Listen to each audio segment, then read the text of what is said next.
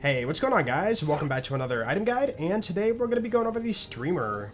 To get this legendary, what you want to do is head over to the Fade Fields. Here it is on the map, and we are going to fast travel over to the safe house Wyclef's Reprieve. So if you don't have this unlocked yet, make sure you run over there and power it so you can spawn there. And from there, you can fight the Oppressor, and that's going to be the boss we're farming today. Now, in order to spawn him, you do need to complete the story mission A Lot to Process. So once you complete that and turn it in, you can fight this boss. So when you spawn at the safe house here, just mark the Encore machine with a marker, and it will give you the path all the way to the boss and help you get there easier. Anyways, let's head over and take him on. Also, make sure you tag Echo 4 out and get a pathway all the way to the boss. Makes it much easier, and you don't have to open your map every 2 seconds. Now, if you have forgotten, make sure that you come in here and shower yourself with meat. This is the way to get pulled up into the pipe and get your way to the boss. So do that, run over here, and you're going to scan yourself and get pulled up into the pipe. So we're going to stand here. Make sure you do it fast too, because it will wear off if you don't get scanned fast enough. There we go. And now we can make our way to the boss. Alright, we made our way to the boss, and you're going to use the Encore machine to respawn him, stock up on ammo.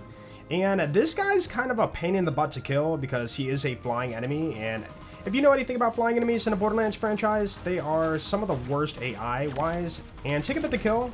At some point, he will hover here, so we can go ahead and get some shots in. A little bit more, and boss down. Cool.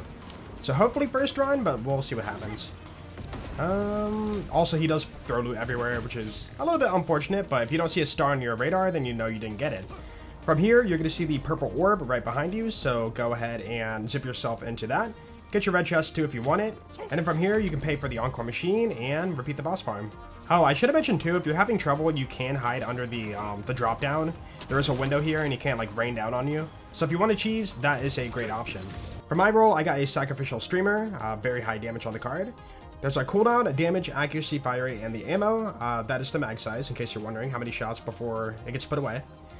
Big splash radius, because it is a launcher. And for the legendary effect, we have Delegation. Launches stationary projectiles that each fire a beam forward. As for the red text, thanks for the sub, Superfan. Yes, this is a Tyrene reference from Borderlands 3. As for the weapon itself, it's pretty gray, like not really standing out too much outside of the purple up top. Visually, it's one of the more boring weapons. Let's go ahead and try it out. So you have to charge it up before it shoots the shots, and then you can like hold down the trigger and keep shooting all the shots. There's the stationary projectiles, and you might notice something. It has piercing.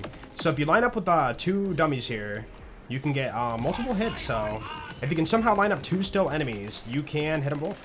Also, I don't think it needs to be said, but it can crit too. You might also notice that my ammo is regenning for the ordnance, and that's because of my shield. It's not part of the effect of the weapon. Normally, if you deplete all the ammo, it will go on a almost 1 minute cooldown. Very long time. Alright, so we're over at the Oppressor's facility again, and we're going to try it out on this guy right here. So he's probably going to move, which is like the unfortunate part about this launcher. Yeah. So if enemies move out the way, the launcher is a little bit hard to get anything out of. That being said, if you are playing Amon or have a freeze build, you could just, you know, freeze them solid and then go from there. But it is a lot of setup for just a mob, but it hits really hard, as you can see.